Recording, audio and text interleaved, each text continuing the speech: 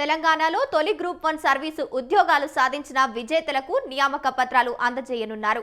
CM Revanth Reddy రేపు హైదరాబాద్ శిల్పకళా వేదికలో నియామక పత్రాలను అందజేయనున్నారు. ఇక రాష్ట్రంలో 563 గ్రూప్ 1 పోస్టులకు 562 మందికి టీజీపీఎస్సీ ఎంపిక చేసింది.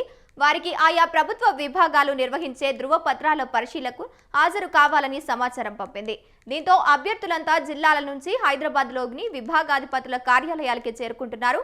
అభ్యర్థుల ధృవ పత్రాలను పరిశీలించారు. ఉద్యోగాల్లో చేరేందుకు ఆసక్తిగా ఉన్న వారంతా ఇవాళ హాజరు కావాలంటూ మరికొన్ని విభాగాలు సూచించాయి.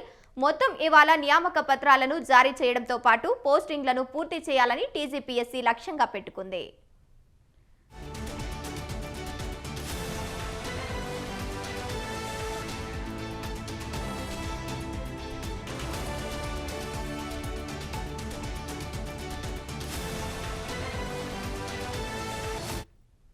టీజీపీఎస్సీ ఎంపిక చేసిన 562 మందిలో ఎవరైనా ఆయా పోస్టుల్లో గడువులోగా చేరకుంటే బ్యాక్లాగ్గా ప్రకటిస్తారు.